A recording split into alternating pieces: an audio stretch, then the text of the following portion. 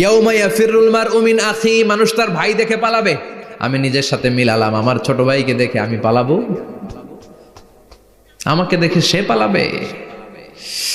ওয়া উম্মিহি ওয়া আবি, যেই মায়ের পেটে 10 মাস আমি ছিলাম, যে মা আমি না ঘরে না গেলে ঘুমায় না, আমি না খেলে মা খেতে চায় না, আমার জন্য আমার মায়ের প্রাণ, আমার মায়ের জন্য আমার প্রাণ, কত ভালোবাসাবাসী। ওই মা আমাকে দেখে চিনবে না, আমি নাকি আমার মাকে দেখে চিনব না। আমি আমার বাবারে দেখে পালাবো। ছোটবেলা থেকে কোলে পিঠে করে আমার বাবা আমারে মানুষ করলো, বাবাকে কত ভালোবাসি, বাবার সাথে কত ভালোবাসার গল্প, এই বাবারে দেখে আমি দৌড় দিব, বাবা আমারে দেখে দৌড়াবে। ওয়া সাহিবাতিহি ওয়া বানি, সাহিবা মানে প্রিয়তমা স্ত্রী, যার সাথে এত ভালোবাসা এত খুনসুটি, তারে দেখে আমি পালাবো। ওয়া বানি, আমার সন্তান, যেই সন্তানের জন্য আমি আমার জীবনও দিতে রাজি, ঠিক কিনা? সন্তানকে দেখে আমি দৌড়। আব্বু বলে ডাক দিল, আমি চিনব না। আমার মেয়েটা আমারে ডাকলে নাকি আমি চিনব না, আমার মেয়েও আমারে চিনবে না। ইয়াউমা ইয়াফিরুল মারউ মিন আখিহি ওয়া উম্মিহি ওয়া আবিহি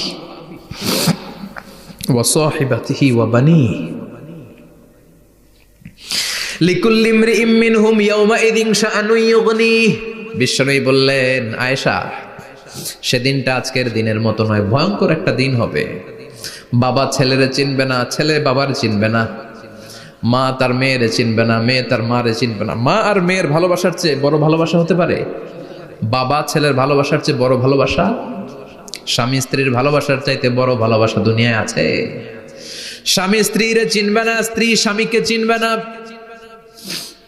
বন্ধু বন্ধুরে চিনবে না, ইমাম সাহেব মুসল্লিরে চিনবে না, মুসল্লি ইমাম সাহেবকে চিনবে না, নেতা কর্মীরে চিনবে না, কর্মী নেতাকে চিনবে না।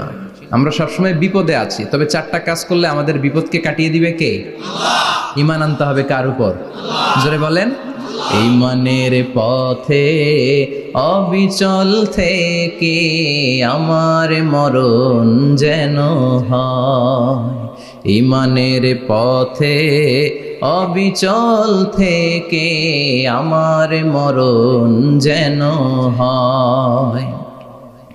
তোমারই কাছে মিনতি আমার, তোমারই কাছে মিনতি আমার, মহামহিম দয়াময়, ঈমানের পথে অবিচল থেকে আমার মরণ যেন হয়। পড়েন আমিন। চমৎকার দোয়া হয়ে গেছে না? ঈমানের পথে অবিচল থেকে আমার মরণ যেন হয়। আবার পড়েন আমিন। তো যেই ইসলামী সঙ্গীতগুলোর, নাশিদগুলোর কথামালা সুন্দর, এগুলো আপনারা গাবেন, এগুলো হৃদয়কে টাচ করে। যেগুলো হৃদয় থেকে লেখা হয় এগুলো হৃদয়কে টাচ করে, যেগুলো হৃদয় দিয়ে বলা হয় এগুলো মানুষের অন্তরে যে টাচ করে, ঠিক কি না?